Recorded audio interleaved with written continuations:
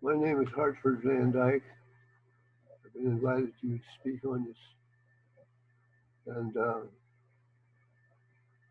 going to start with a small biography. I was born in 1940, June 4th, 1940. I was born in Hawaii, Honolulu, Hawaii, and my father's uncle, Gerald Mason Van Dyke, was in G2 intelligence. In 1940, when there was a Pearl Harbor attack, I was 18 months old when that happened. My father has a story of what happened. I'm going to read it to you. After that story, I will explain to you a few more things that I learned in life that I think will help you understand the problems you're having today.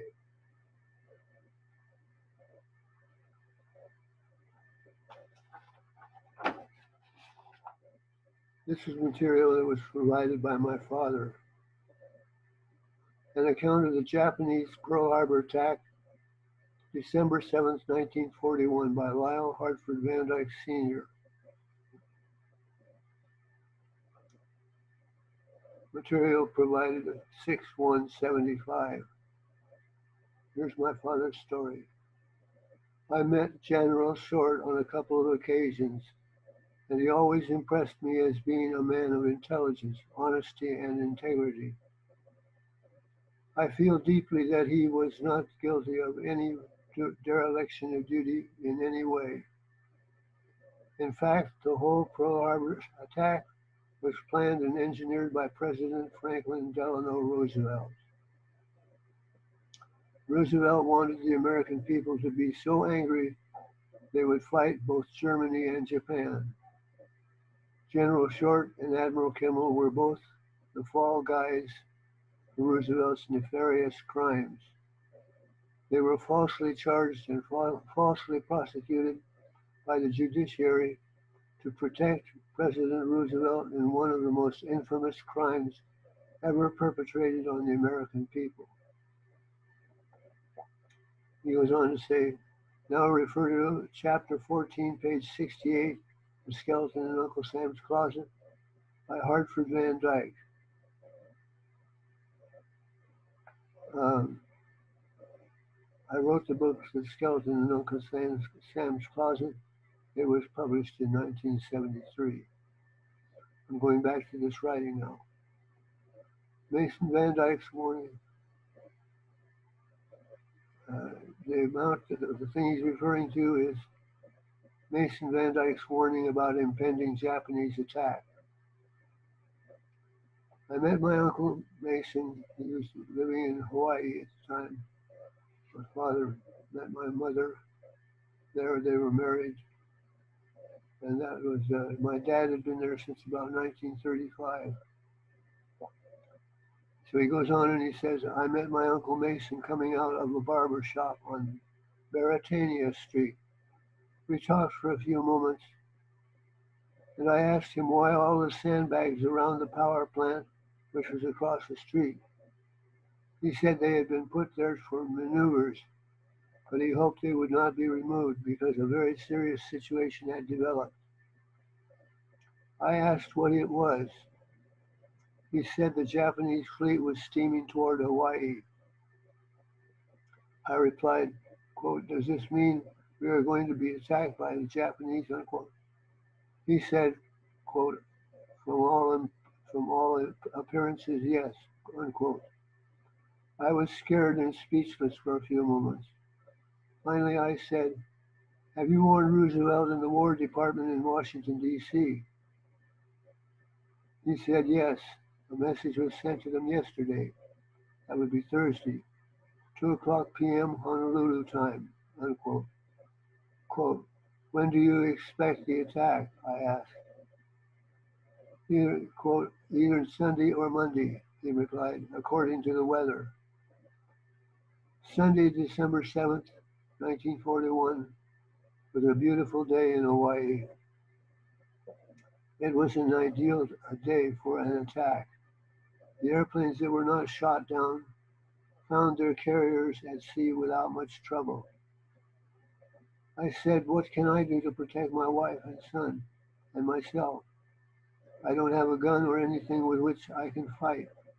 My uncle said, put mattress on, quote, put mattress on top of another mattress and get under the bed when the shooting starts, because they will not be shooting small caliber guns when they come in, unquote.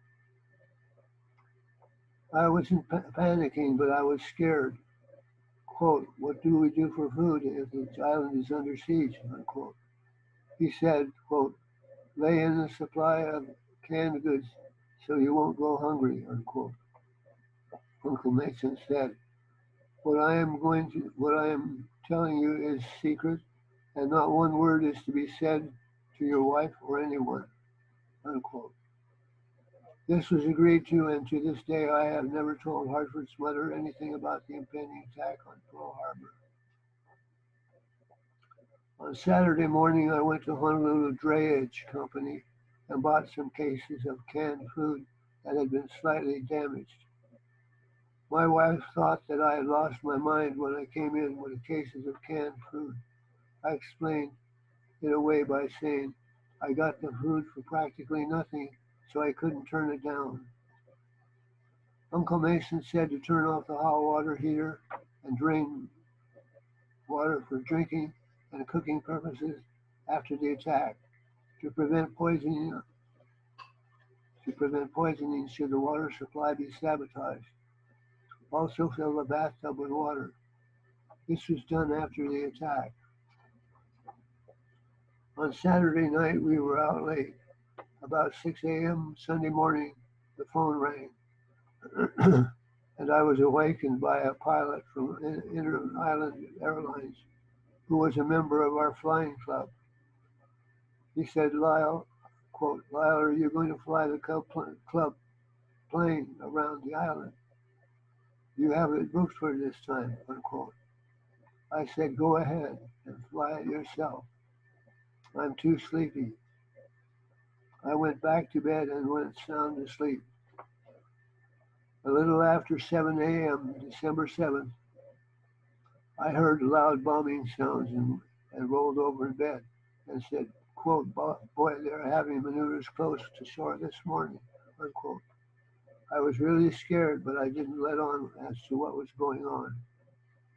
When the bombing got pretty loud, I heard a bang, bang on the front door and somebody yelling, Lyle, Lyle. I got out of bed and went to the front door and found my neighbor, John Linzer, yelling, the Japanese are attacking. The Japanese are attacking, unquote. I said, quote, yeah, unquote. He said, what did you say? In a very harsh manner, unquote. Realizing that I had almost let the cat out of the bag, I said, quote, what did you say, John? He replied, the Japanese are attacking. And I said, I misunderstood you. And I rushed to the bedroom to tell my wife, who by this time was out of bed, had a robe on, and on her way to the bathroom. Pandemonium broke loose. I decided to crawl up on top of the house and see where the planes were bombing. A shell or bomb went off close to the water tank on top of the hill above where we lived in Manoa Valley. I came off at the top of the house in a hurry. I then went around the hill and stood at a vantage point and watched the planes bomb Pearl Harbor and Hickam Field. The planes dived on the ships, and each time you would see plumes of smoke and parts of ships flying in all directions. When a plane dived on a building at Hickam Field, you could see the building explode and debris fall in all directions. It was a sickening sight to see. I knew people were being killed, but I couldn't do anything to stop it. I thought of the anguish and mental torture my Uncle Mason was suffering. Because I was suffering the same way, Well, that's the end of the sentence. What could I do but protect myself and family as much as possible? A call came over the radio for blood donors at the Queen's Hospital. Forgetting all danger, I jumped in my car and headed for the hospital to give blood. When I got there, seriously wounded soldiers, sailors, and civilians were lying on stretchers all the way up the sidewalk. It looked like the movie Gone with the Wind. Some were dying, others begging for water and moaning in pain. I took a clean handkerchief out of my pocket, wet it, and wiped their mouths and let them suck on the wet cloth. This seemed to satisfy their thirst for the moment. I went into the hospital where the halls were full of people trying to give blood. I was warm. I was warm when I walked in, and the halls were stifling hot. I started to faint, and somebody grabbed me and took me outside. After a few moments, I returned and said I wanted to go to the operating room and help. I walked into the operating room just in time to see them complete the removal of a man's leg. This was too much for me to take. I got real sick and had to leave the hospital without giving blood. I had worked for nearly 3 years with my Uncle Dan Cecil in Hinton, Oklahoma, who owned an undertaking and furniture business. It was not difficult for me to work around the dead because they were out of their misery and I had had the desirable experience and I had had considerable experience in helping embalm and directing funerals, etc. I volunteered my services and went out to Hickam Field and helped take the soldiers from the barracks where they were killed while eating their breakfast. A large bomb had struck the building, completely destroying it. When I walked into the mess hall area, the first dead person I saw was my best friend, Bill Northway. We used to attend church in Epworth League together at the Methodist Church. I believe it was located on Baratania Street, close to where the Williams Mortuary was located. He had one real small gash on his wrist, otherwise there was not a mark on him. He was killed instantly by concussion. Later I took care of him at Williams Mortuary on Baratania Street, along with other friends and my flight instructor. A close friend, Bob Tice, who was shot through the head while propping a plane at his flying service on John Rogers Airfield. That was his flight instructor. I personally conducted Bob's funeral on Tuesday morning at graveside services. I personally bought blue velvet and covered the wooden box in which he was buried. It was the same type of wooden box as was used for our soldiers and 2 Japanese officers who were shot down. The Army used regular trucks like they haul troops in for maneuvers. They placed 8 bodies in each truck. The trucks were lined up for blocks. I was placed in charge of the detail from about 2 o'clock in the afternoon to midnight. Because of my former experience in the undertaking business, I did my share of crying, and so did the soldiers who helped identify, if possible, through clothing, labels, fingerprints, and personal effects, the bodies as they were taken from the trucks and placed in wooden boxes. Those boxes were being cut and nailed together by civilians and soldiers at a furniture factory across the fence north of Williams Mortuary. Some of the seemingly hardened individuals broke down and wept when they saw their close friends brought in on the truck and they didn't suspect they had been killed. We had a routine for putting the boxes in the wooden. Oh, we had a routine for putting the bodies in the wooden boxes. The Army had to prevent the possibility of an epidemic, so we used formaldehyde in abundance. First, a new khaki Army blanket was placed across the top of the box and pushed down inside to cover the sides. Then sawdust was put on top of the blanket. Then formaldehyde was poured on the sawdust. The body was then placed on the sawdust.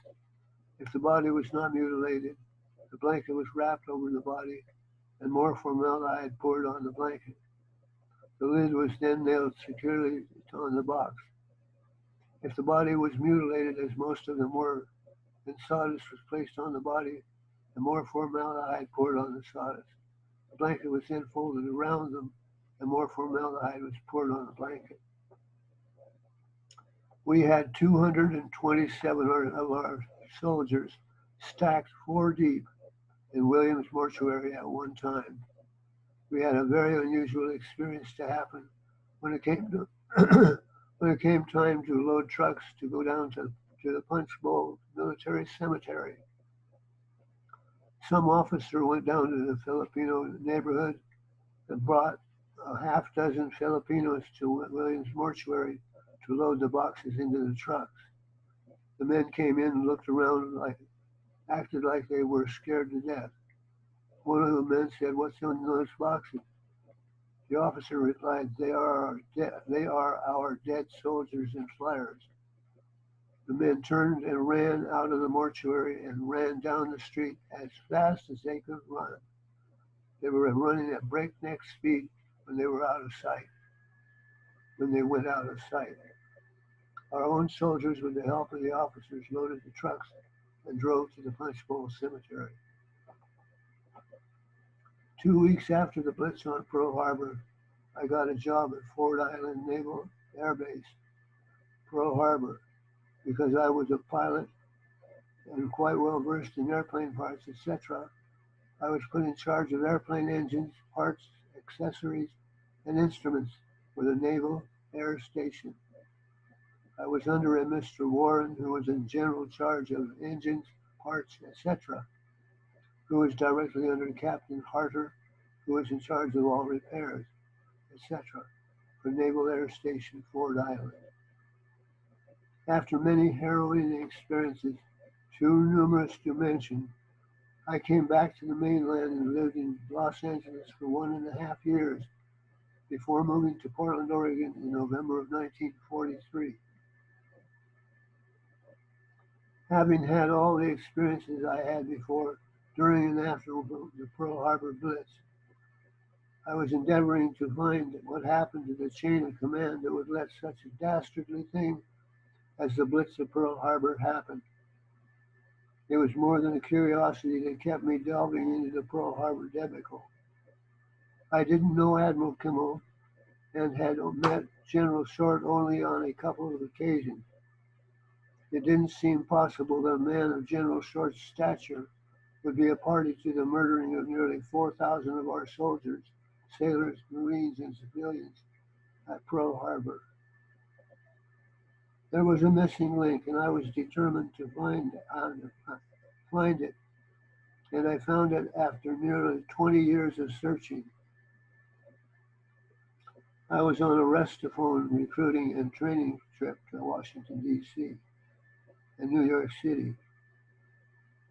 I had gone to Washington, D.C.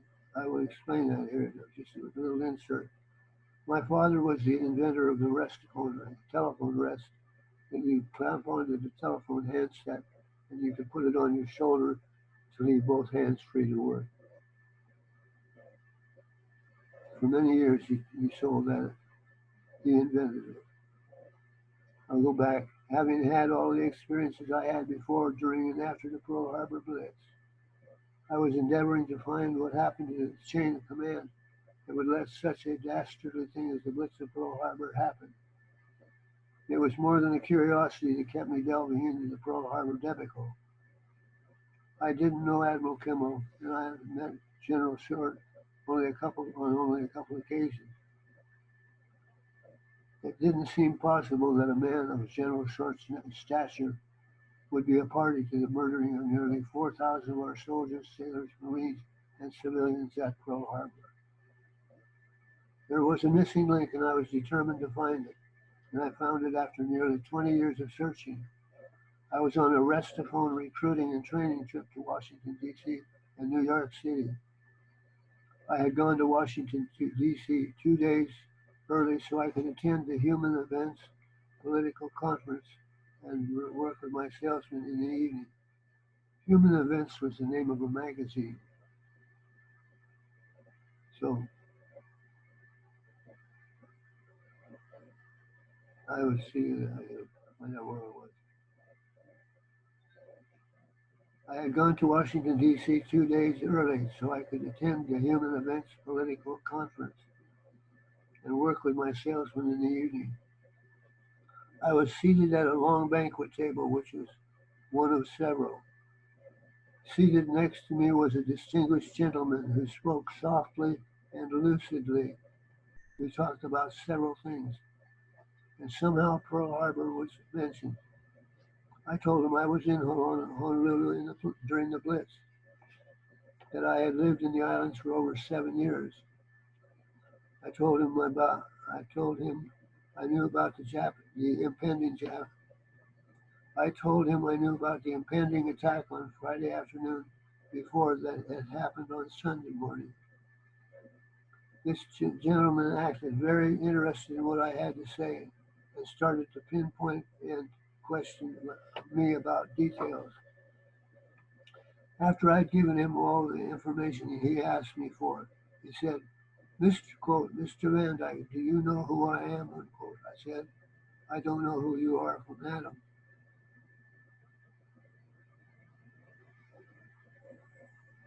He said, my finger's covering me. He said, let me introduce myself. He reached in his billfold and pulled out his personal card, handed it to me, and said, I am Admiral Paulus Prince Powell, United States Navy retired. Do you know what I did during World War II? Unquote. I said, I imagine you were at sea fighting the battles like a lot of other admirals. Unquote. Quote, Mr. Van Dyke, I was at the Naval Intelligence Office in Washington, D.C., and received your uncle's message you told me about a few minutes ago.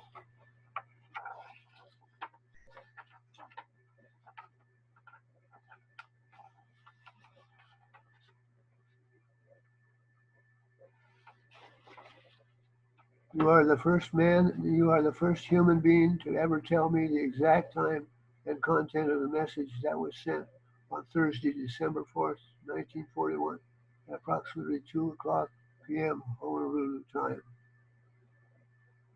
I know you knew of the impending attack, or you could not relate the facts as they were. Now, would you like to know what happened in Washington, D.C. when your uncle's message was received by my office? Unquote. I replied, quote, I would like to know because I have never heard a logical explanation in the last 19 years. Maybe you can give it to me. Unquote.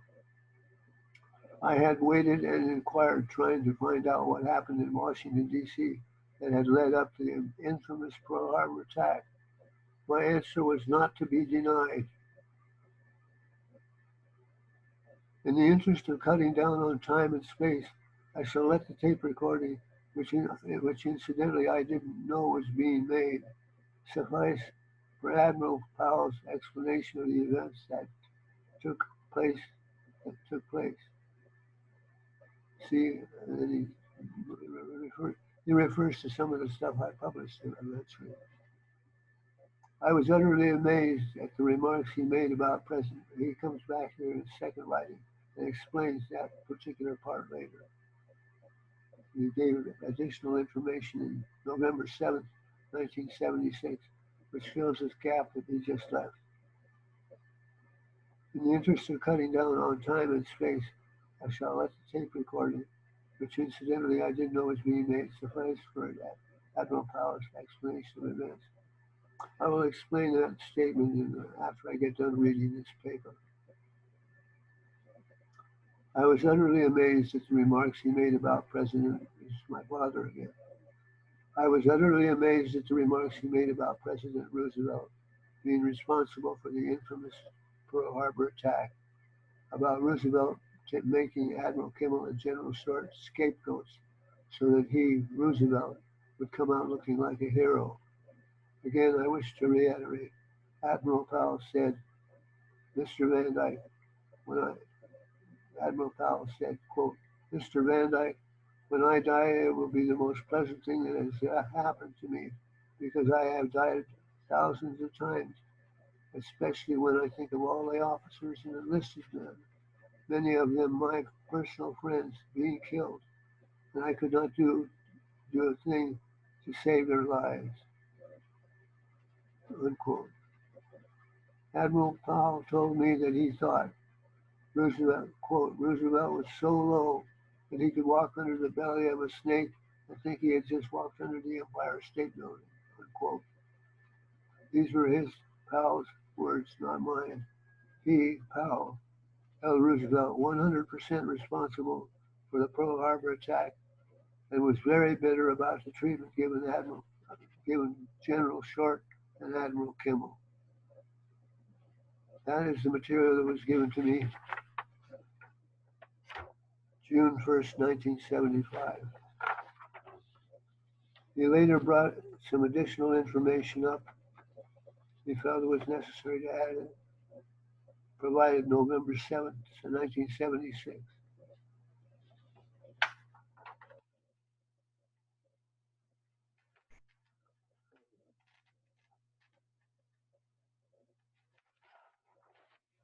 That statement.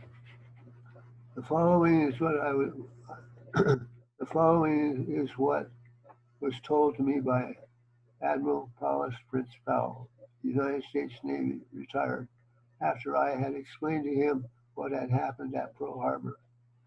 When I told him what had happened to me before, during, and after the infamous Pearl Harbor attack, he seemed to be relieved of a great burden he was carrying inside of him. He did not hesitate to tell me every little detail because I know he felt he was taking on a kindred soul, and he was talking to a kindred soul who had suffered as the same as he had. Many of his friends, officers, enlisted men, etc., had been killed in the infamous Pearl Harbor attack, and his sorrow for them and their loved ones was very deep. Admiral Paulus P. Powell said, quote, I received your uncle's message on Thursday evening, Washington, D.C. time. I was shocked to receive the message, unquote. Powell said, quote, so immediately I took it to my superior, Secretary of Navy Frank Knox, who in turn immediately contacted Henry Stimson, Secretary of War. Stimson said, well, quote, let's call Roosevelt, unquote. When they called Roosevelt, he let out a barrage of curse words and said, quote, I'll be right there, unquote. This was the first time Roosevelt had ever been in the defense building. He said Pentagon, I believe. And my father was wrong in that statement. At that time, the Pentagon didn't exist, if I understand it correctly. He didn't know the name of the building. He quickly arrived at the building, according to Powell. Immediately, Secretary of the Navy Knox said to Roosevelt, quote, we must get our fleet of ships out of Pearl Harbor and set up a defense perimeter around the islands, unquote. Roosevelt exploded, Powell said. Roosevelt said, quote, I'm the commander-in-chief and you are not going to do one goddamn thing about it. I'm running this man's army and navy. I'm the commander-in-chief and you're not doing anything. Powell said, well, quote, well, we've got to do something to protect our men over there, our men and officers in the Navy and fleet, unquote. Roosevelt said, quote, I'm running that, and you have nothing to say about it, unquote.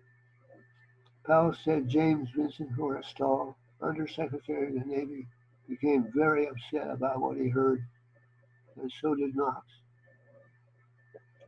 Forrestal insisted something be done at once to protect our men at Pearl Harbor.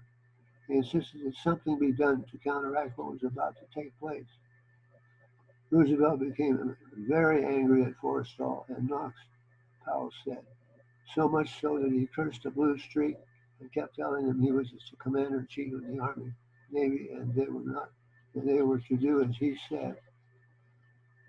Powell said, Roosevelt then called in Marine Guards and put guards over Knox, Forrestal, and Powell, and made them stay in the building until after the blitz at Pearl Harbor.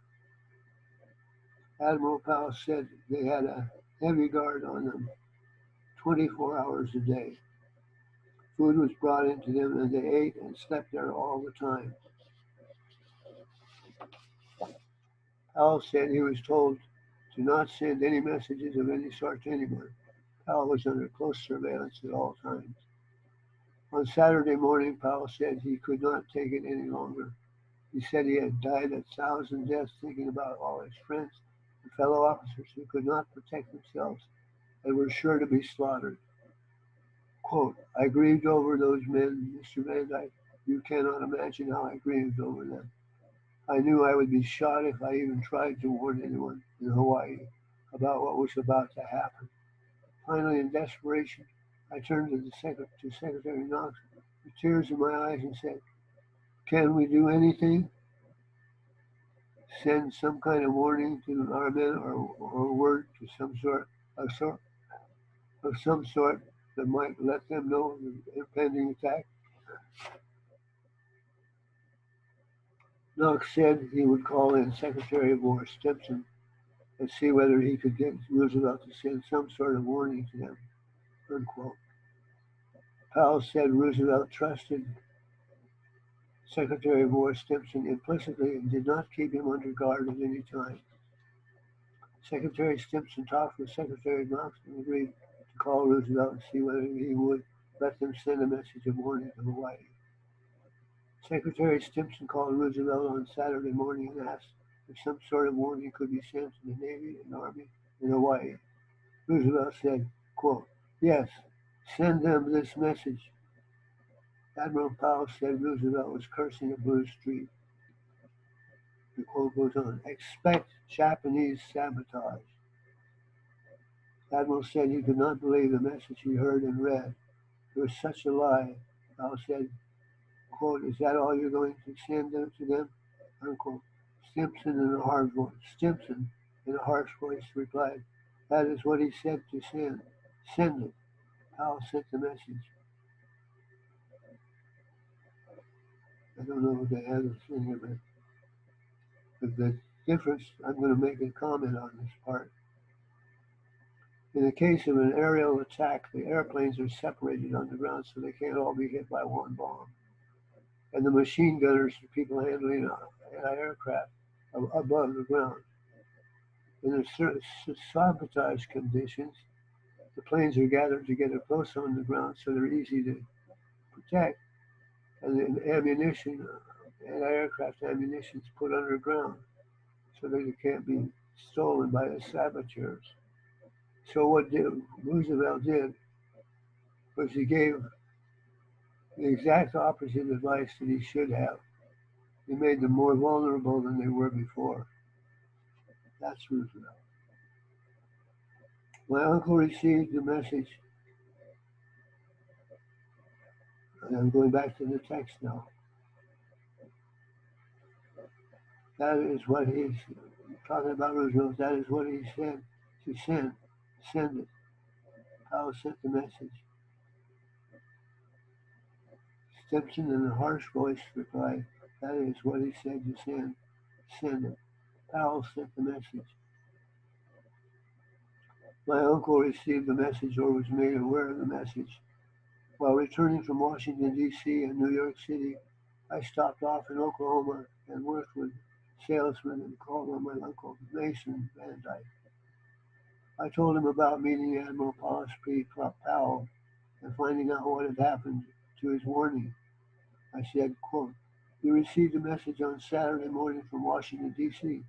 about the impending attack, quote, unquote. He said he already knew what was going to He said he already knew what was going to happen. I said the message was sent using 3 words to describe an impending attack. I will give you the 3 words and you can join with me in giving them to me. I said expect Japanese sabotage. He said the words exactly the same time I did. I said, "Are these the words that were sent to Hawaii?" He replied to me, quote, "To the best of my recollection, yes, they are," unquote. This was the final evidence to me that Roosevelt was the man who had carefully planned and engineered the infamous attack on Pearl Harbor. He carried out his plans so ruthlessly and cold-bloodedly that today it makes one shudder to think that the American people are letting their leaders lead them into war without ever declaring war.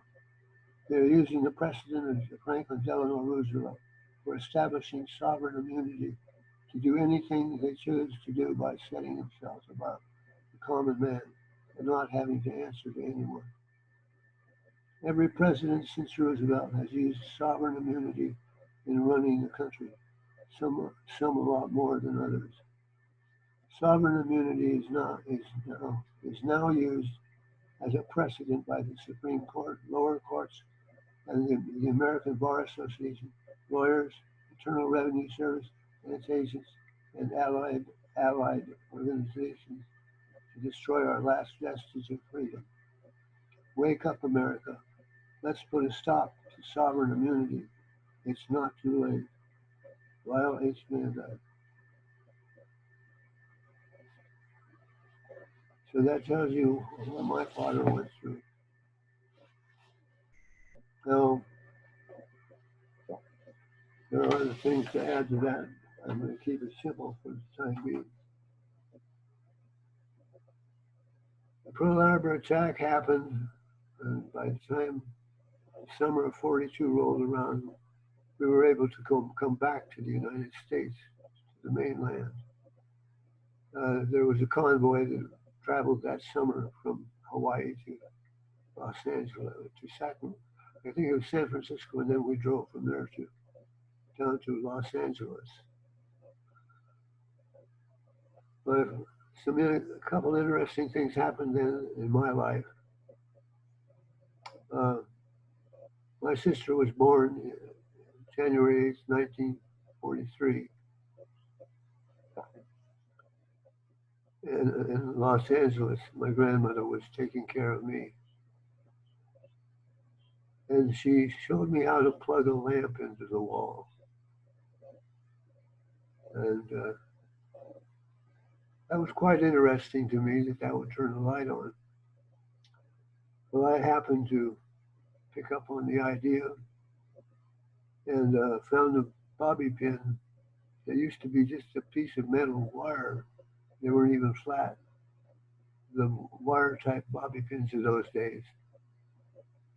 And as a child, I had the experience of taking one of those bobby pins and stretching the space between the two ends and jabbing it into an outlet. Well, you know what happens. The thing blew up, sent me crawling across the room as fast as I could go. A little bit later, I was out in the yard in the driveway, and they had a pump house there, and it was exposed wiring. So I got in there, and I could see the wires, and I got in there and crawled around, and I hit live wires, and knocked me clear across the driveway. So that invited into my mind this experience of something being so peaceful. When you look at it, it turns you such a hell of an uproar when you didn't behave yourself right. Well, my grandfather didn't want me to get killed doing this stuff. So he made me a sandbox, and he put an outlet on each side of the sandbox and got me an old uh, vacuum cleaner, floor sweeper, or whatever they called them then. Gave it to me so I could vacuum the sand inside the box quite safely.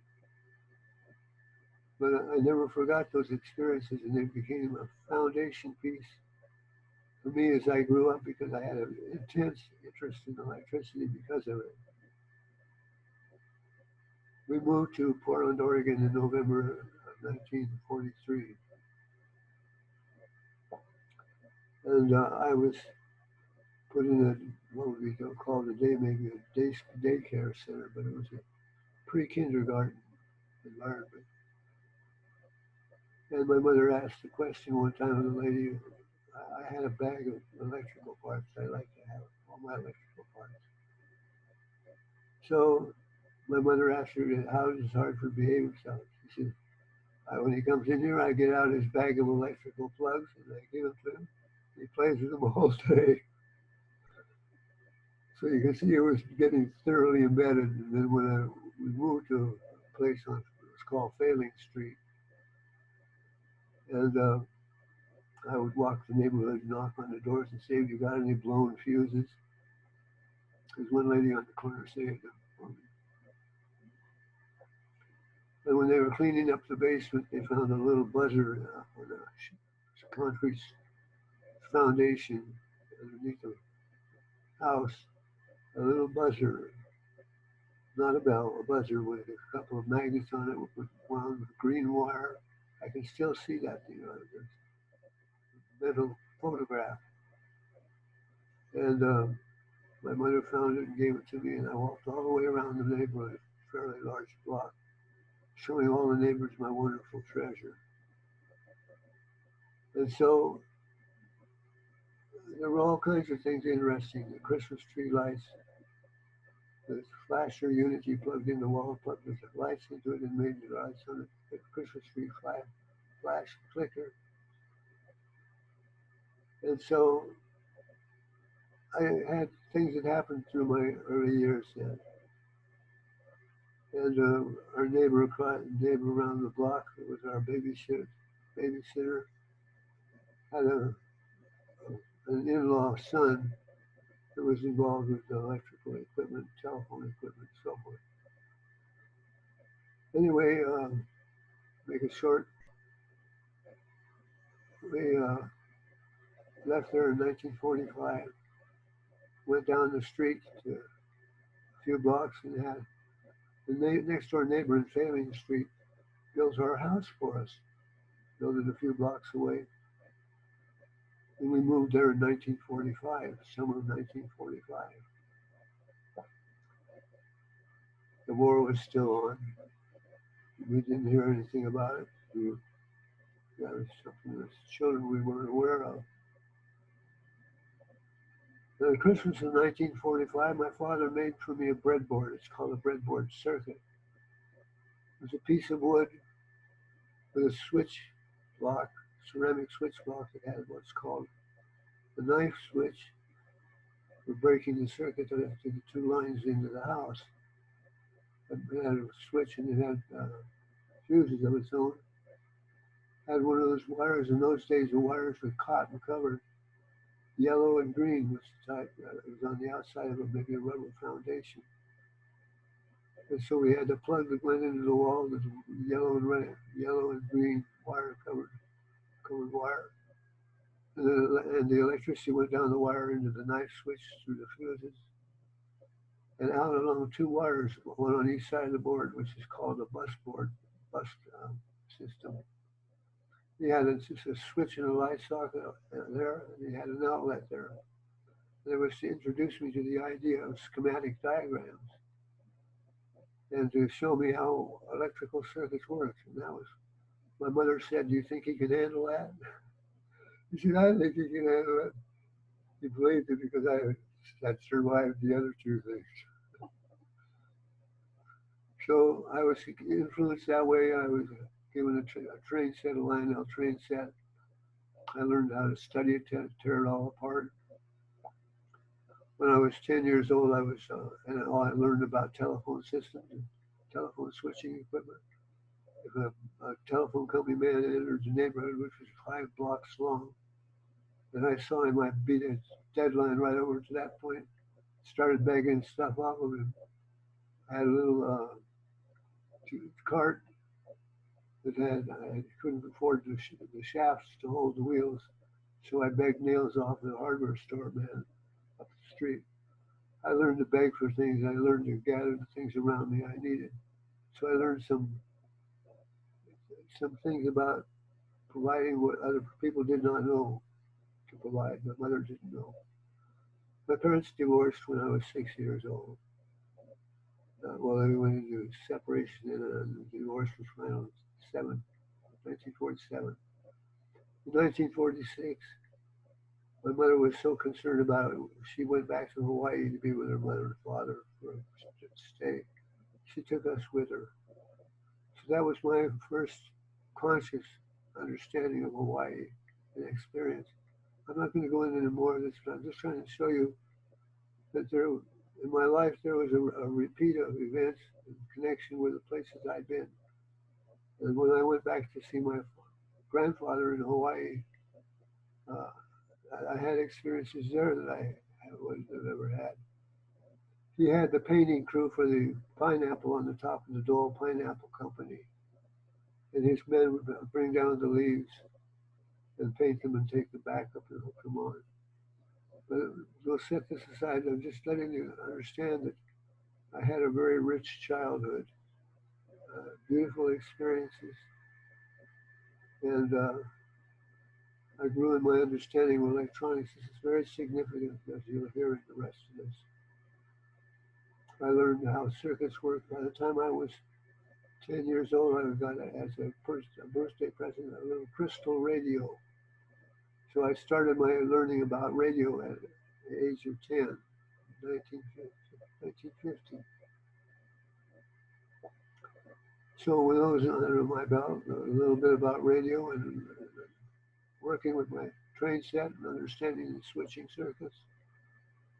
By the time I was 12 years old, I knew how to design a small telephone company dial control switching system. I understood how it worked, and I entered a headset in the first science fair in Portland, Oregon. It was a headset like the repairmen carry with a dial on the back side of the hearing. So I had learned by the age of 12 how to build electrical things involved with radio and electronics. And what happened was my mother married my Sunday school teacher, who was 20 years older than him. And they decided that the controversy about it was something they didn't want to deal with. And also, you had to pay a toll fee of 15 cents per run, going back and forth over the Vancouver, Portland, Oregon, Columbia River Bridge. You had to do that twice every day. He worked for Shell Oil Company on the Vancouver side. And so since so much was happening on the north side of the Columbia, they decided to move from Portland, Oregon to Vancouver, Washington. I immediately went to a junior high school for my 8th and ninth grades. And that's where my interest in mathematics began. Before I had been given an amateur radio handbook, and I had memorized the circuit diagrams and the values of the components. That's all I knew. I did not know how to calculate any of those components. I started getting an education in mathematics. And then I went to Benson Polytechnic High School in Portland, Oregon, probably one of the best outfitted high schools in the nation. They had everything. In fact, they were even donated an F-86 fighter jet for their airplane department. They had everything, foundries, machines. The businesses in Portland, Oregon, whenever they had a machine getting on the wearing side, they had 10 standing lathes in their machine shop. The business part of the state of Portland, Oregon was extremely generous with Benson. And the boys that came out, it was a boys' school. And they came out with, they were so much into their learning and so little into the field of dating that they made very fine progress. And they had their own employment service, and the people who had made the donations to the school would go in there and they'd pick them. And they had that pre-training from the school that made them so valuable.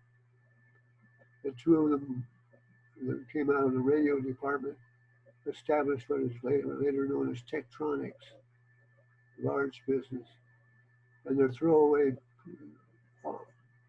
industry sweepings went back to Benson High School by the truckload, so they had all the parts they needed to build with. And there were so many things about Benson. I'm not going to take any more time, but it was a very wonderful experience.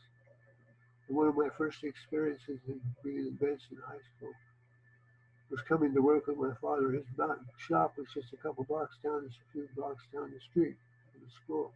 So he brought me to school every morning.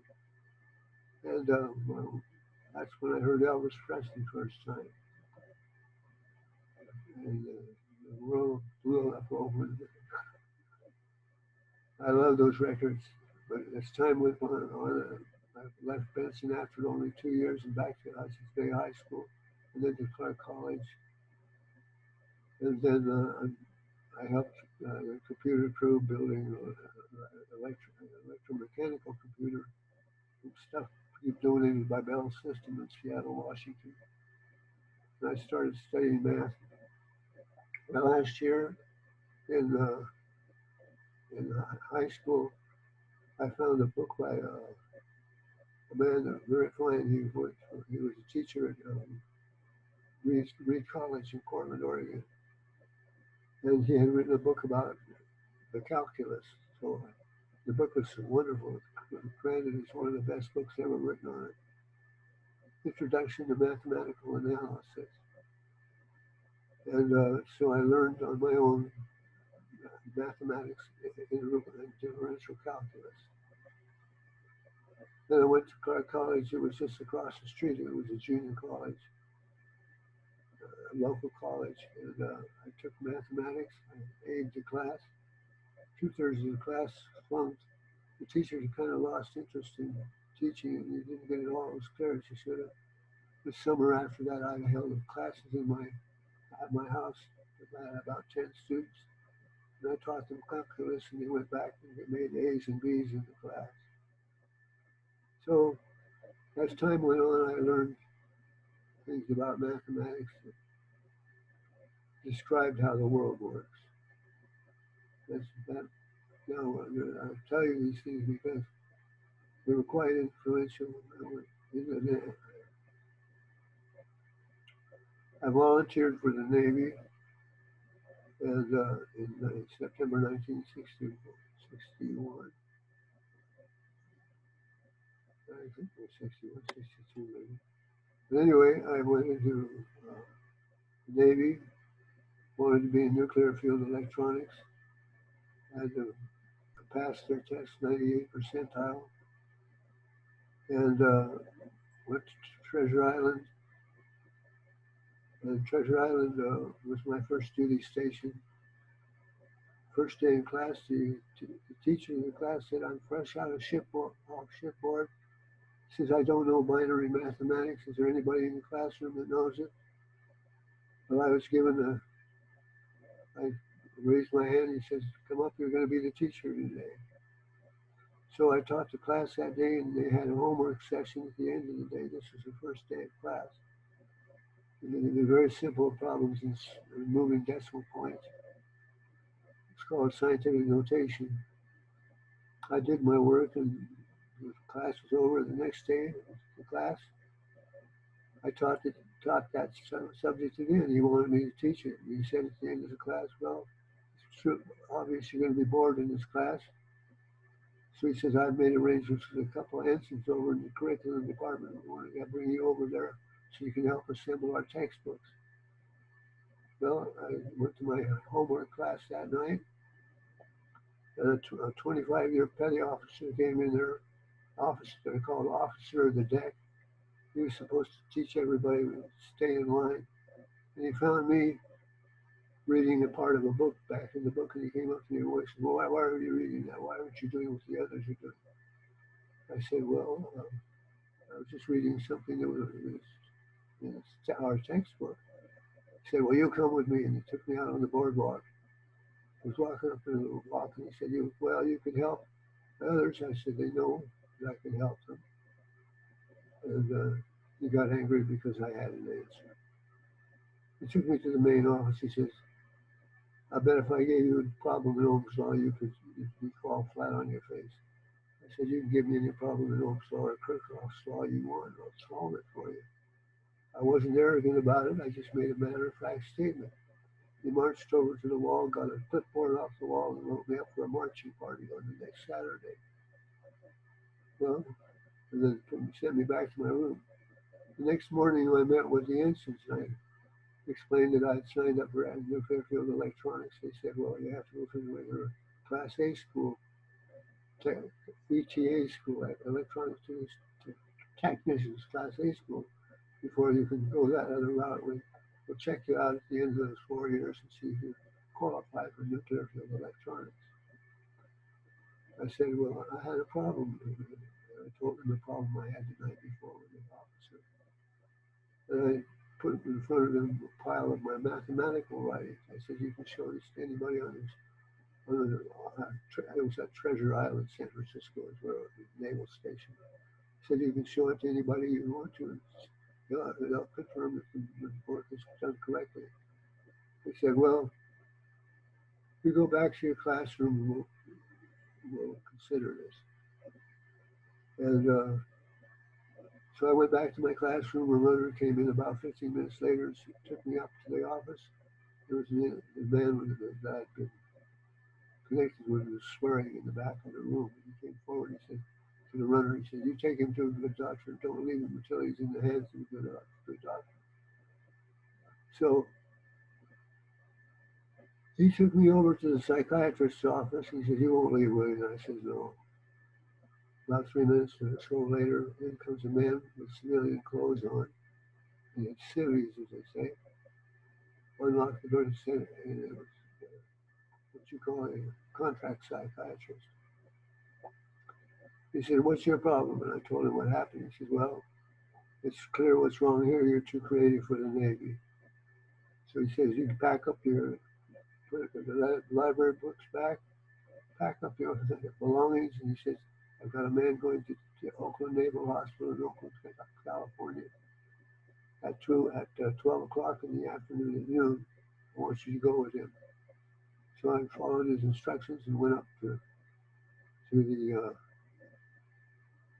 Naval Hospital in Oakland, California, Oakland Naval Hospital. He took me straight to the D ward, which is a discharge ward, Ward D. That was for observation. They had to go through that routine. And so what happened at that point was, I was under observation. I had to hang around there. I played in their entertainment at the end of the week. Finally, I was called up before the doctor. And he said, I understand you had a problem with one of our officers. He says, it's going to follow you, this record on you is going to follow you all the way through the Navy. He said, do you want to get out of the Navy? And I said, whatever you say, sir. He said, well, we're going to release you from the Navy, and we're going to keep our 25-year petty officer. They sent me back to the discharge barracks on Treasure Island, and I was out of there 5 months and 13 days. You see, if they'd have waited another 15 days, making it 6 months, I would have had $800 worth of veterans benefits. So they were in a hurry to get me out of it. But it was a full discharge, honorable discharge. I went back home. I started a little business that summer. And invited a person to work with me that they'd been on a high school computer crew. And my first name of my business was a Thought and Think Factory. And it stands for Research and Development. And we got into all kinds of interesting situations there. And an advertisement came, well, I'll keep this short. In September of, 5 years went by, and in September of 1967, I was home. I returned from Phoenix, Arizona, where I'd been in a court process. And I had a question about Pearl Harbor, and I went to my mother to ask about what the truth, about something about neighbors, my uncle being involved in shooting a plane out of the sky. Uh, when it came in close over the trees. And I said, what's that all about? Because as a child, I heard it one way, but children don't know how to understand that stuff. And my father talked about Pearl Harbor, but not enough that I understood any of it. And my mother said, well, you'll have to ask your father about that. So I went to my father's place. He had a business making resticles. That was his invention. His crew had just gone. It was about 5 o'clock in the evening. And I asked my father about that. He said, son, that's not accurate. He said a Japanese plane came down the street and shot a hole in a water tower. And he said, that's not what happened. And then he started telling me about Pearl Harbor.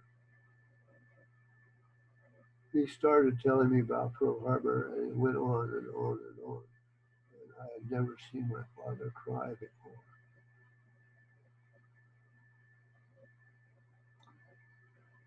I just have to settle down here because I get to a point that it brings back some very stout memories. I never seen him cry, but I saw my father go into total grief as he told me all of these things. And I could see that it was working on him mentally inside, tearing him apart. And he couldn't do anything about it. He couldn't get away from the experience. It was too deep.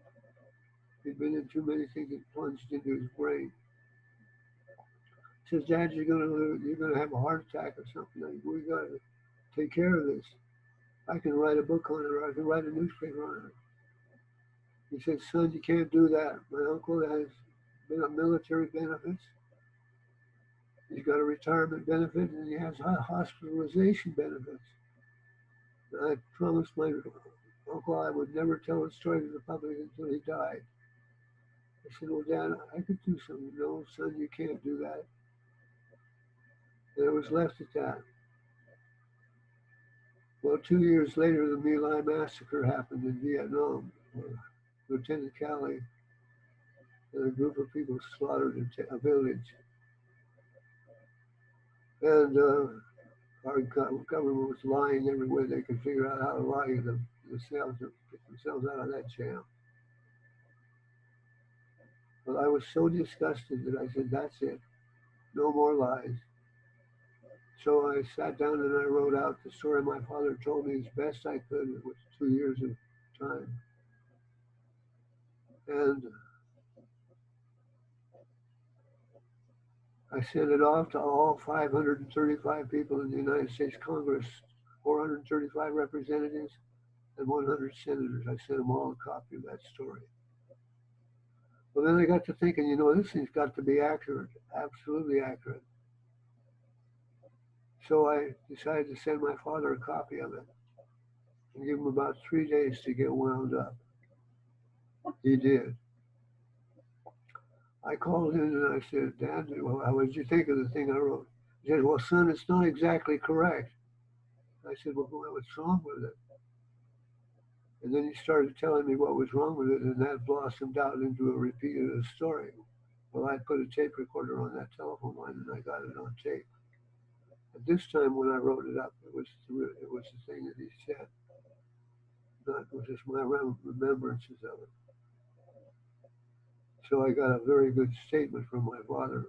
It was not as long as a statement that you got here, but it was enough that I just read, but it was enough for a book. And so I wrote the new statement, the corrected statement, sent copies to all 535 people in Congress again, 435 representatives and 100 senators. Well, that began a study on my part to check the sources of what my father said. And I did that. I did it until 1973. And I got a conversation with Admiral Prince Powell's wife, several other people. I also contacted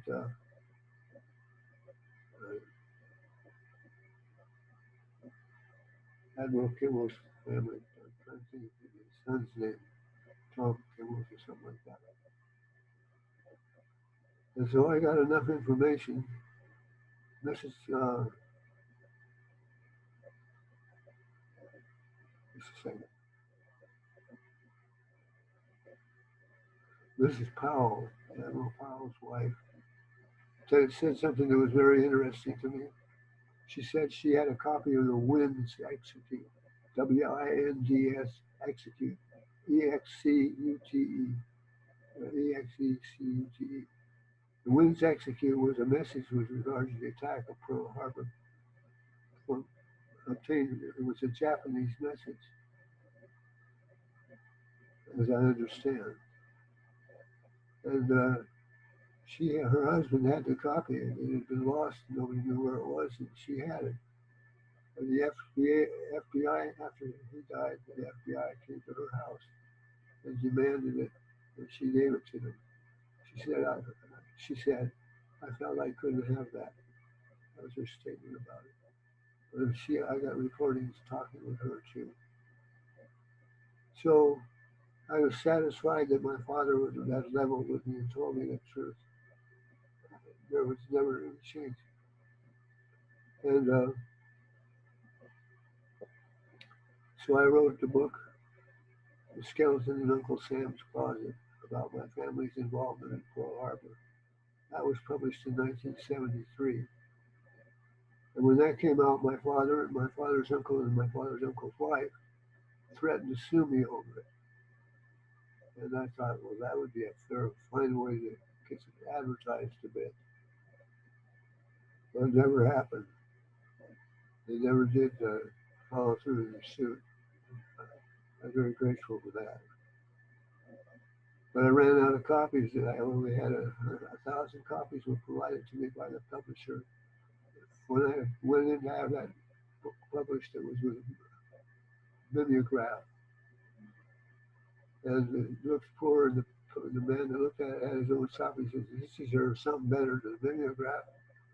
So he had his staff retypeset the whole thing and gave me a gift of 1,000 copies of Skeleton in Uncle Sam's Closet.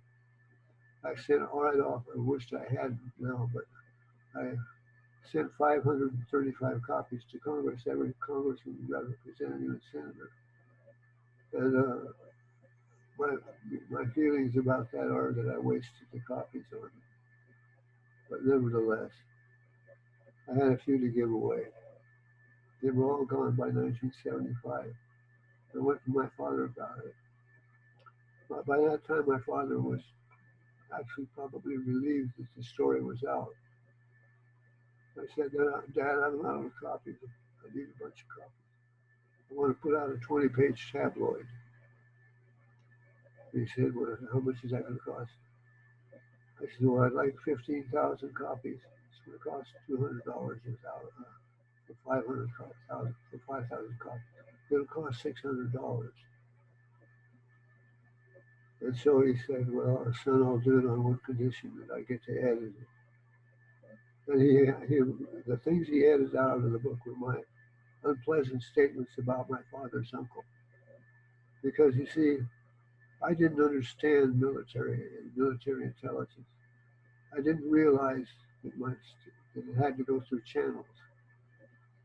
So I thought, well, I don't understand this. Here's Mason Van Dyke with the information. He could drive with his car across to where Kimmel and Short were, and he could hand him this information without it going through Washington, D.C. And he didn't do it. I thought he was derelict in what he was doing. Well, time went by, I understood differently, but he wanted to edit out the things that were not complimentary about his uncle. I can understand that. Well, anyway, I got the day they were running the copies on the press, the machine wasn't working right. It was throwing creases in the front page. And so by the time they had 15,000 copies of that newspaper out, there was a pile of 5,000 of them that were being rejected because of the front cover. They were going to throw them. I asked him, what do you do with the rest of those? He said, we recycle them. I said, can I have them? He said, yes, take them. So I got an extra 5,000 copies. I stacked them up next to my door at my house. And when people would come through, there were lecturers on law. They'd say, oh, we'd like some of those for us. Tables to sell. I said, you can take a whole bunch of them. I had a huge pile of them. And so it came out right that way. But the thing that happened from that point forward was a very deep switch in my life. Because between 1967, when I learned about it, and I put 20,000 copies, almost every copy out. They went even to Japan. And so what happened at that point was that there was a little group of people who were a man by the name of Sylvester Eyre who had a sign shop, and he did put materials together for my father, advertising. And on Thursday nights, he let constitutional people come in there and have their talks Thursday evening. And I got involved. I won't go into details, but I got involved with them and started helping them analyze their legal paperwork. I realized there was a very definite need for that. So,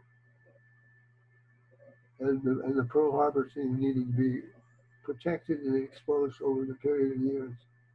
And the problem was that there was a mystery there every December. Nobody seemed to be satisfied they had all the answers. Well, I was in electronics and I loved electronics, but I also love my country. So I gave up the electronics and I became a non-union lawyer. That means I'm not an attorney. I'm a constitutional non-union lawyer. Became a pro bono lawyer. That means free service or at a reduced cost. I started my business in February of 1975 as a non-union lawyer. Now I kind of crossed the border on that a little bit. I started technical training clubs for kids and taught kids how to build radio things. And I have some very successful students at it. But that was all I did in electronics. I didn't engineer anymore. And so I started getting involved in the wickedness, the situations, the wickedness of our courts. And so I went on helping people, analyzing their cases, showing them how to write documents, how to analyze their problems, strategy. I had a wonderful strategy teacher. And so as the time went on, I learned about criminal process. I could give you all kinds of stories from here of what happened. The common man on the street has no idea the depth of this. But anyway, I had a very, very good strategy teacher. He taught me that all the strategies are in the words. If you know the words that describe the situation, you can figure out the strategy. And that had some long, I would like to hold a course on this program and teach you law. But the most important things about it is that I learned, number one, you don't use case law in the courts. Case law is judicial opinion. It's not legislative. It's not law. It's judicial opinion. And when you bring up any case references to case law in a courtroom, what you're doing is you're giving permission to the judge to be a legislator, and he's going to create anything in that courtroom he wants to ruin you. You have to know this other very important point. There's a difference between a lawyer and an attorney. If you go back into old England, you find that the The kings rewarded their knights with property. They became the landlords. And under them worked the people, worked the property. They were called serfs. And in England, you have a class structure, which means there are people that are very rich and people poor, and there's stratification between them. And what happened was that when a knight wanted to move his property from himself and hand it over to another knight, a different landlord, the process was called to turn over the property. The word for it is to attorn the property, Attourn. And the people who conducted that ceremony to make sure that the rich stayed rich and the poor stayed poor were called attorneys. That's where the word comes from. And that's exactly what attorneys are in this country. Their purpose is to keep the rich rich and the poor poor. The lawyers are the ones who believe in the equal protection and right to equal protection and right of due process, regardless of whether they're rich or poor. The attorneys are labor union operators. The judges are the union bosses in the courtroom. The attorneys are the laborers.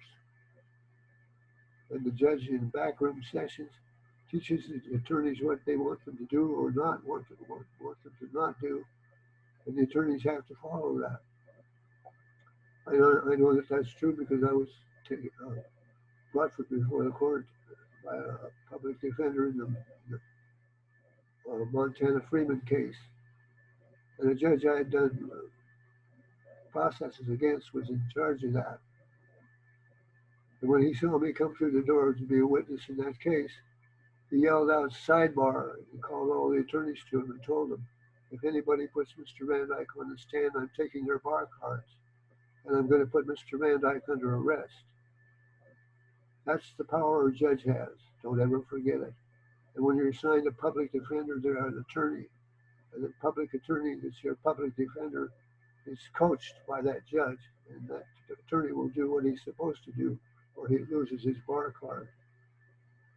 And when you discover things like that, when you're going up the chain of command and you're learning, you know that there are problems we have in our country, big problems. The Basic Bar Association has its main union shop in Great Britain. Attorneys are members of the legal system of the King of England.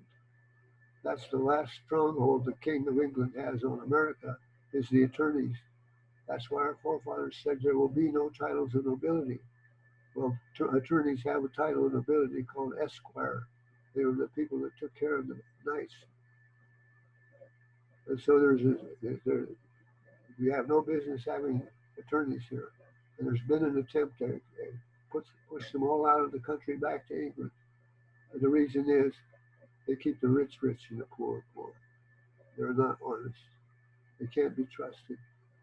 They have title of nobility, and in violating the Constitution, which they do regularly, they commit treason against the United States.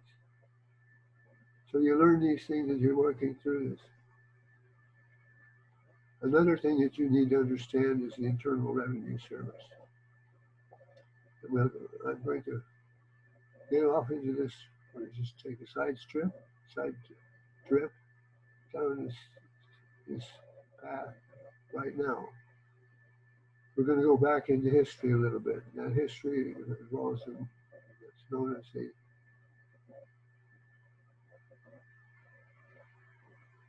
it's called the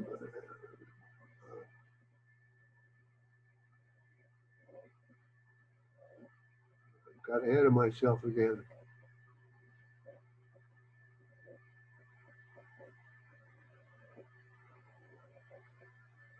I think I'll go this route. There was a man whose name was Rothschild. He had Rothschild was a red shield, that was the sign on his business. The family's real name, as I understand it, was Bauer. He received money from the rich. They wanted it safekeeping. So he kept it in his coin shop and issued certificates on paper to the rich so they could conduct business without hauling the gold around with them. That's fractional reserve banking. This is how it works. He found out that 90% of the gold always stayed in his shop. But because of that, he thought, well, such a deal. What I'll do is I'll produce currency based on what's here, even though it's not mine to give away. And so he produced certificates representing gold that he had no backing for. And he circulated them on the street. They had a good positive effect, was it? They made it possible to close barter without having any problems. But there was a problem, a real problem connected with this later, as time went on. He had 5 sons. He gave them all opportunities to have banks in other countries, Italy, France, Spain, England, and then we got the Federal Reserve, but it was called the First Bank of the United States in the beginning. So they had this project. They would use the gold they had as backing for part of it, but they created a bunch of it that wasn't backed by gold. And they hoarded it and spent it on the projects they wanted to spend it on. That creates problems. Well, that same thing happened, eventually propelled them into a position in the Federal Reserve Corporation. The process in the Federal Reserve Corporation was the same. 1913 they came in. There's so much to be said about this. You have to pick it close.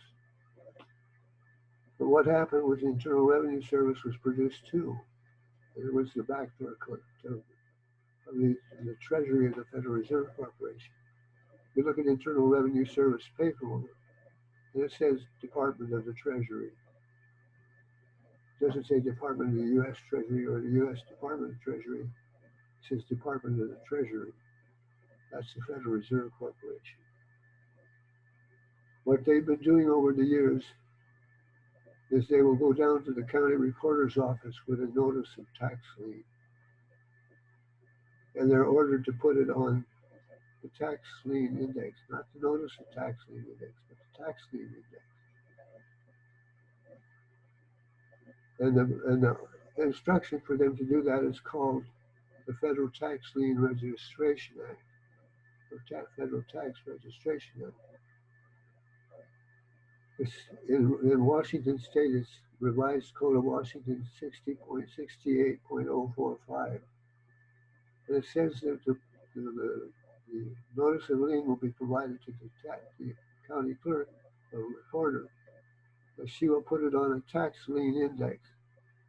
Notice it came in as a notice of tax lien and it gets put on the record as a tax lien. A notice of federal tax lien is an NFTL, a tax lien is an FTL. So she is ordered to defraud the index by changing the name of the instrument. A notice of federal tax lien has as its purpose to tell you where the federal tax lien is, and that's all. A notice of federal tax lien is not a lien, but it's supposed to tell you where you can find the tax lien itself. But there are no tax liens themselves. So they tell it after it's filed as a tax lien on the tax lien index. They're told, the IRS agent tells them to make a certificate, a sworn certificate of what's on the tax lien index. They take that notice, that tax lien index to the sheriff, pass it off as a tax lien, and get the sheriff to take property. They take that notice of tax lien in the form of a certified tax ledger to the banker to get the banker to give away the banking account. And they take it to the employer to get money out of the person's wages. So what has happened is that the Internal Revenue Service has been embezzling money from the American people continuously, year after year after year. It's 100% against the law. It's a fraudulent operation. There are no tax liens. The only tax liens you might find will be in Washington, D.C., and it will be on huge buildings and boats and things like that, aircraft, but not in the regular not on the regular streets of America. They use nothing but notices of federal tax lien. They never define where the tax lien is. They have no invoices to support their charges. It's all a fake.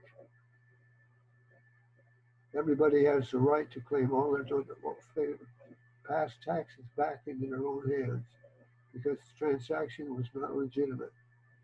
Well, there's dangers in that, but if you're willing to take them on, they run the other way if you get strong enough. We had a man that recognized that tax lien situation. He understood that the Reds we had United States notes, and they were had three different colored seals: red, green, and blue. Red stood for labor, green stood for what do they call it? Capital goods and services. Basically, capital was the blue seal, goods. Others are used consumables, what they call them, or called green, like agriculture. Agriculture was the fundamental consumable, and the red was labor. The red represented blood. So we had capital. That's the CGS currencies, capital goods and services. Well, capitals and goods are tangibles, and so they were played with as backing or pretend backing for the green seal notes. The red seal notes, though, were intangibles. They were service, not something you can weigh on a scale. So they put all the income tax, they pretended it was theirs and they could spend it without consent of the legislature, or they would engage the legislature to borrow the money from them on interest, and then let the legislature create ways of spreading the money out. So they laundered their phony money on the street through the legislature of the United States with the help of a lot of attorneys. So we have a situation there. So what happened from there? Well, Federal Reserve Corporation followed the same rules as Rothschild. They had so much that they got covered with gold and silver, and they were printing money other than that, 90% of it, and they boasted about it in a book called Money Mechanics. And so what was going on was that they were producing 10% real currency and 90% currency that was not backed. But you have to understand something, and this is very important to the country. Any money that is printed does not have backing, like gold, silver, capital goods and services. Any money that does not have that backing represents the energy of the sun and invention. Those are the things that it represents. Because people have created this world, I'm talking about the monetary world and the gadgets man makes with his inventions.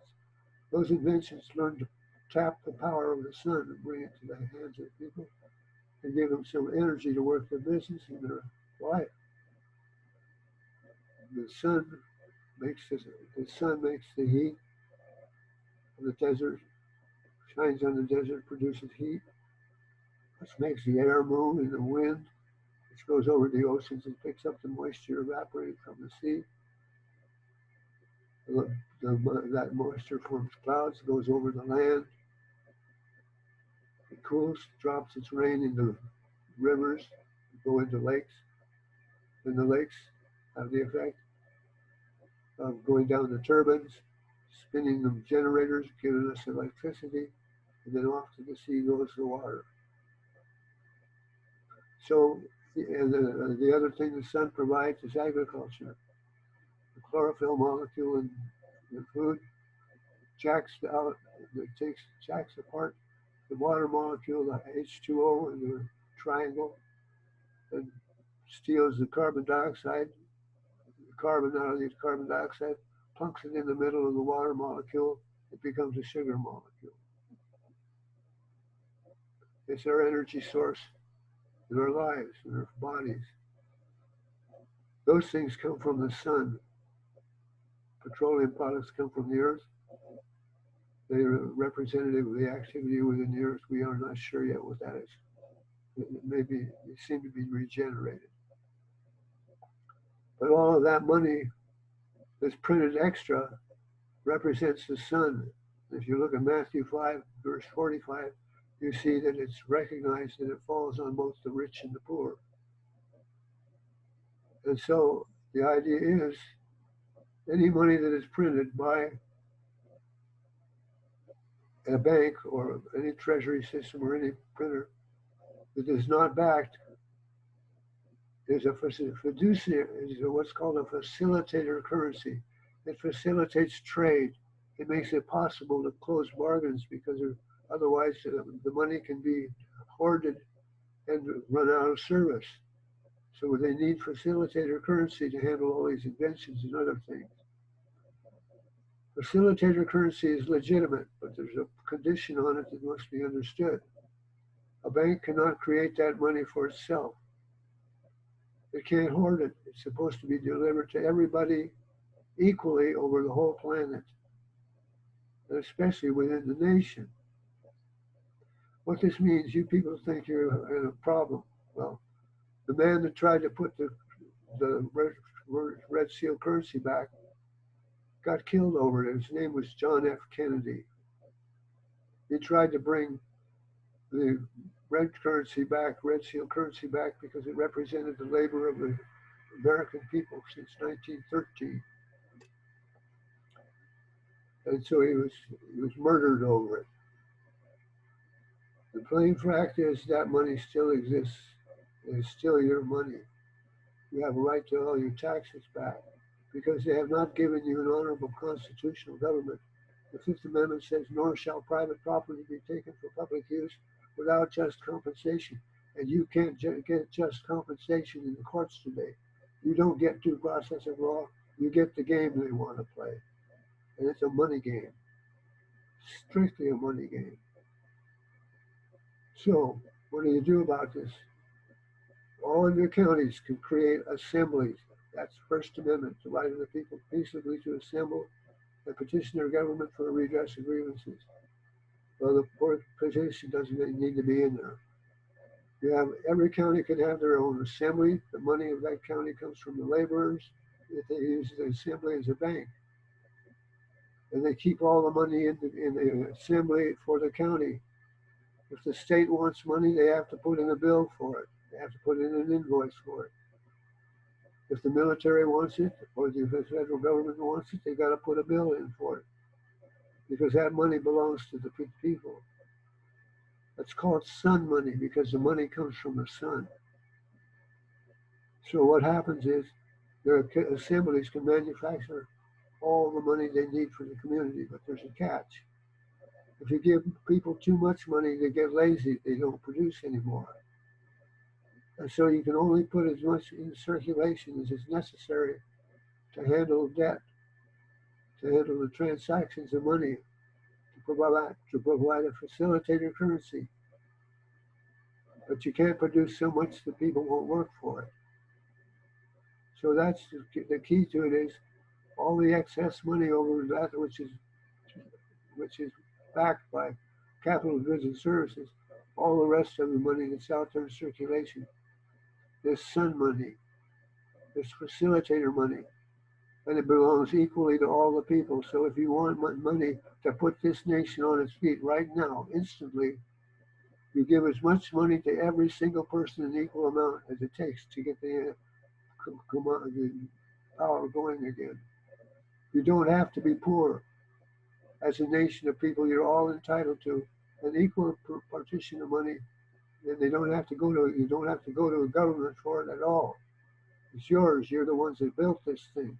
You're the workers. The bankers and the governments just play with your money and then do what they want to with it, and they make powerhouses out of them for themselves. But all that money belongs to you. That's above and beyond the contract money of capital goods and services.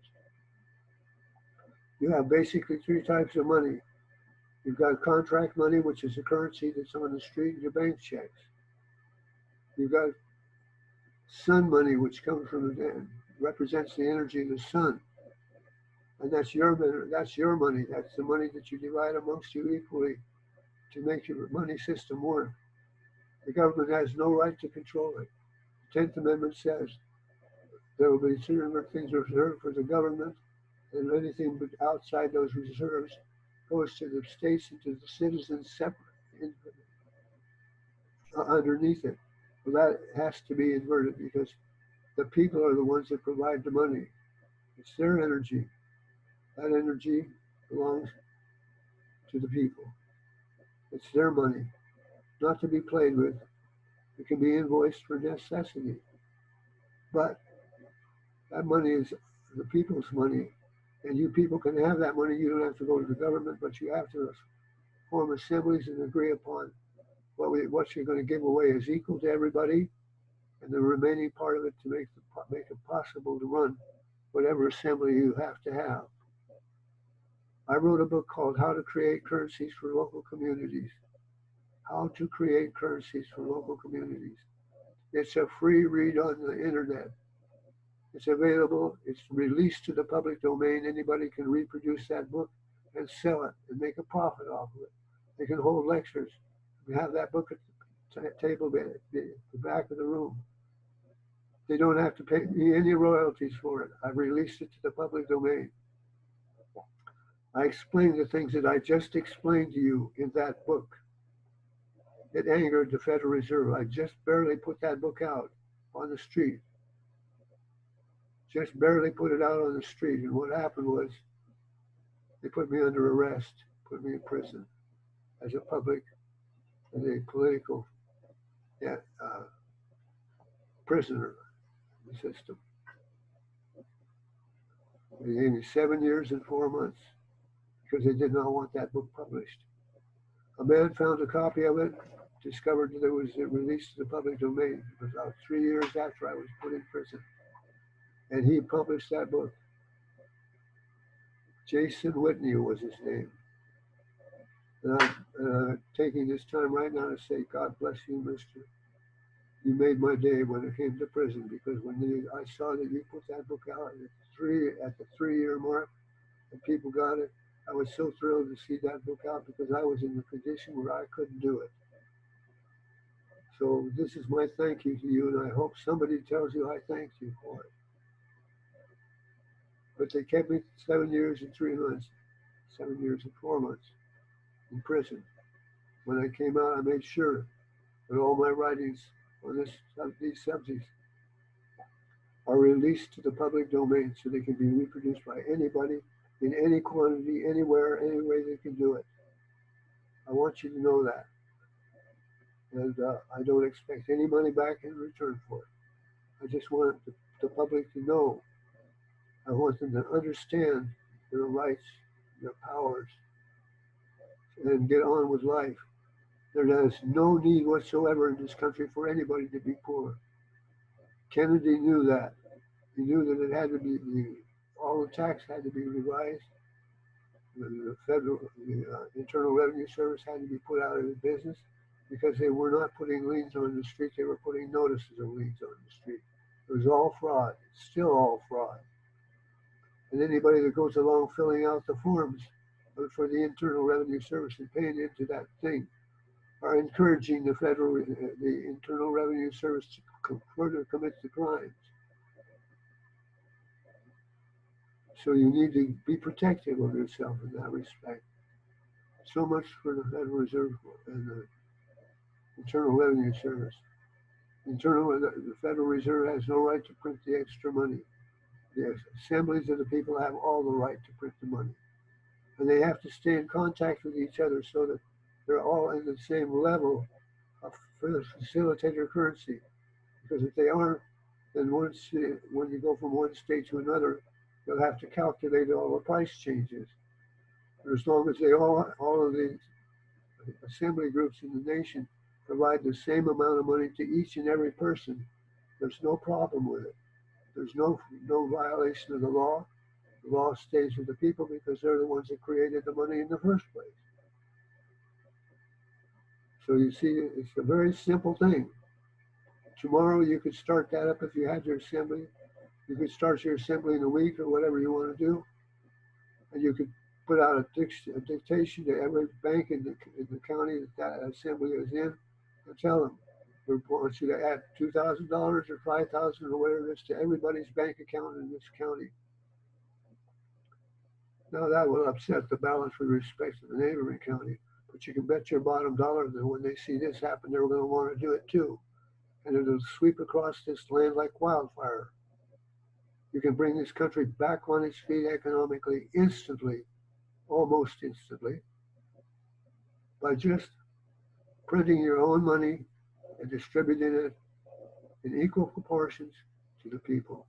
That's in the first 22 pages, 23 pages of my book, How to Create Currencies for Local Communities. How much are we in on time? Probably 15 minutes. 15 minutes to go? Yeah. Okay, I got a couple more things to say. Oh, how much? Just a second, I got to get this straight. No, you don't have to go anywhere. 15 minutes for this particular an hour and a half. Yeah, I'm on air now. Why don't I just keep going, and whatever's left this time, you can fill out with other things. It's just so we got another hour and a half. I can go. No, 15 minutes. I have to go on air in half an hour. What? I have to go on air in half an hour. Oh. Well. If you'd like, you can wrap it up, and we can continue on maybe tomorrow or the next day. No. I want to make something clear to you people. It's something you got to know. You got a virus problem in this country and all over the world. Part of the virus is there's a virus in the virus.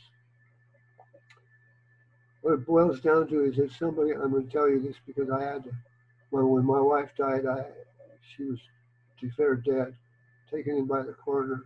I promised her promised that I would keep her in the state for 3 days. She had diabetes and didn't want to be buried because of her diabetes problem. Please. So they came and took her away. She collapsed. They called it. They said she was dead. They put the sheet over her. They did all those things. They took her into the office of the coroner, and my mother and I went down and told her mother what had happened, that she died. And I remembered the promise then that I had given. So when we came back from Salem, Oregon, I had my mother let me off at the coroner's office, and I ordered them to put my wife back in the truck and take her back to the house, which they did. When I got her to the house, I washed her body, and I started doing the only thing I knew to do, which was to give her a respiration study. And the way I did it was I washed her body. I set her on, she was set on the bed, and I wasn't going to be moving her because I didn't have the strength to move her. By that time, I'd gone through 4 weeks of horror over this thing. I wasn't very strong. I was in a state of shock, but I knew enough to put her on the bed, pull her down on the bed so that her feet were hanging beneath. Her butt was right on the edge of the bed, and her feet were hanging down to the floor. So I raised her feet. Her face changed from white to red. The blood had flowed down to that end of her body. I lowered her feet down to the floor. Her feet turned red. Her head turned white. Then I raised her feet up against above the edge of the bed, higher. Her head went red. Her feet went white. So it was perfectly clear that the blood was flowing back and forth in her body. And she was picking up oxygen through her skin. What you have to understand is the concept of death is arbitrary in the medical field. They finally, in the 1970s, decided that the sign of death was stopping of brain activity. Well, that's not accurate enough. Between life and death, there are a sequence of changes: hibernation, coma, and what do you call it, suspended animation. Those are three known stages. So I kept as cautiously as I could, but I had to take breaks once in a while. I kept raising and lowering my wife's feet with that change of color of her skin. I went on and on doing that for 3 days. And finally, she was responding. She was swallowing. I got her back to the point that she had swallowing reflexes. And that was Thursday. She died on a Monday. And that was the third day, the Thursday. And the coroner stayed, or the coroner people stayed away until the end of that evening when it was everybody else was going to sleep at night. And they came in, and the one man came in and took her body away. And what had happened during the day is I'd gotten the swallowing reflexes. I called the St. Joseph's Hospital in Vancouver. We were living in Battleground, Washington. I called the coroner and she told him that my wife was having swallowing reflexes. What should I do? He could give me no answer. I called up the St. Joseph's Hospital. I called and asked, and they couldn't tell me anything. I called the coroner's office. He couldn't give me anything. But then what happened was the man showed up very quickly at the end of the day, as if he didn't want any neighbors to see him coming and taking that body. They went to the coroner and went to the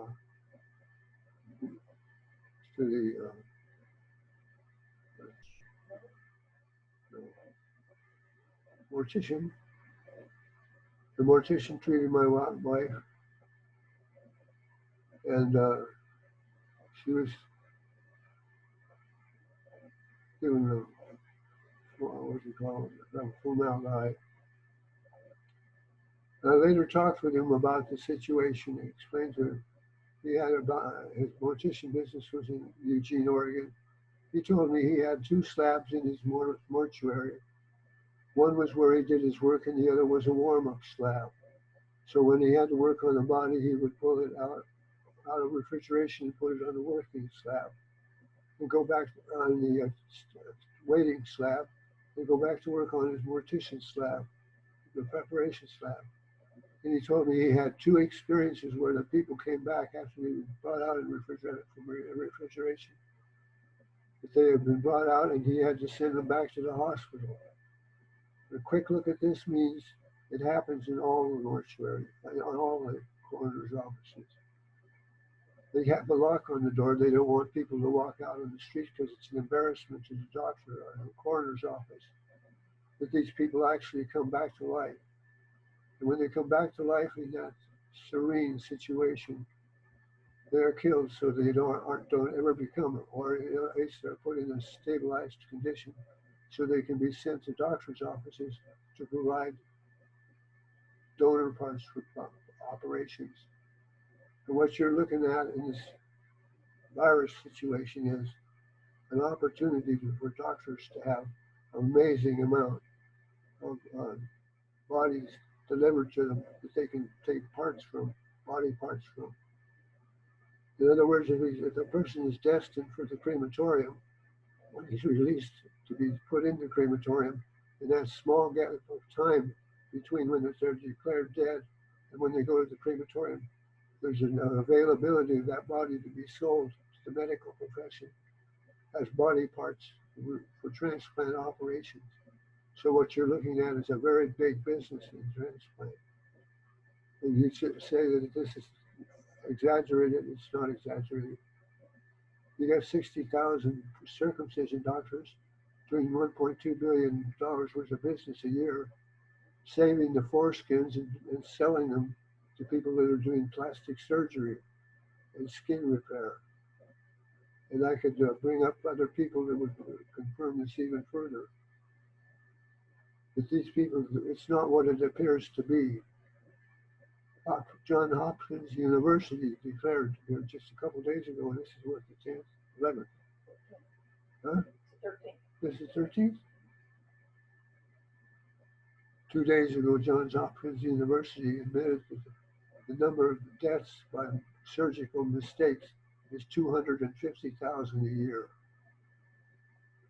And so what you're looking at is a lot of the stuff that's normal, but the people that have problems with their body are weak, and when they get hit with a virus, whether it's a flu or any other virus, they get knocked off the ground, knocked off, their lives go on. So you have to start looking at this virus thing in a different way. And if you're in a household that's been sealed off, I mean, you're not allowed to go out on the street. If somebody in your office, in your house, has a collapse in their system and it looks like death, try to find out if there's a pulse. If there's no pulse, immediately put them on a bed and start doing this respiratory system. If you want a better solution to put on the body to carry more oxygen in, you can use hydrogen peroxide. That will provide some. DMSO is another one that will carry substance in. And the chemical reaction between DMSO and hydrogen peroxide is called MSM. So you can find MSM in your pharmacies.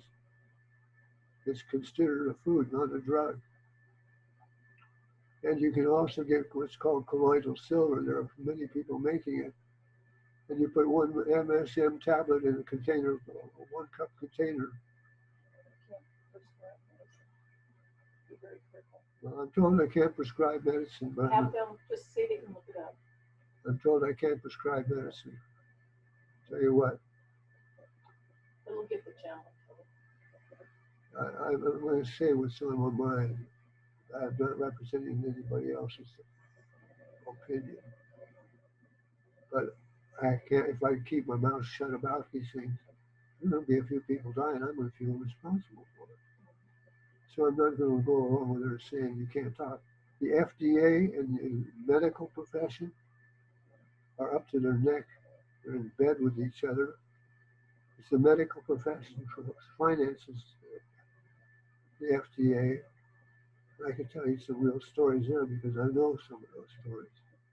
The FDA and the medical profession are hand in glove, and their occupation is to make money. It has nothing to do with love of people or caring about their health. And the medical profession is always selling what is called symptomatic medicine. They're not selling you the medicine that is able to heal you, herbs and things like that. The primary source of herbs at the turn of the century, 1900, was Park Davis. The Park Davis Company had what they called crude botanicals. When petroleum chemistry came into position and started being used to create medicines, Park Davis moved over to that, apparently. Well, the problem with making medicines that have what you call the active ingredient is when you pull the active ingredient out of an herb, you leave a bunch of other chemicals behind. And those chemicals that they leave behind are the ones that protect you from the chemical disbalance caused by the primary thing they're trying to sell. In other words, they take out when the plant was alive. When it was alive, the chemistry was balanced, because if it wasn't, it wouldn't be alive. You have to understand that. But when they take the active ingredient out of that pile, you lose the chemistry necessary to keep that active ingredient from causing you that hurt, damage. So these are all things you need to understand. Look up the book, How to Create Currencies for Local Communities. Look up the book, Silent Weapons for Quiet Wars. I wrote that book. How to Create Currencies for Local Communities is that book. And there's also another one, The Skeleton in Uncle Sam's Closet. Those are all available on the internet. They're all free to be published by anybody that wants to. And keep in mind always that the medical profession's primary objective is money. Selling body parts, using body parts, and getting them from people that are headed for the crematorium. That's what you have to understand there. So that much is clear. And what else can I Any say? last words? By the way, I'm going to give you my address and telephone number.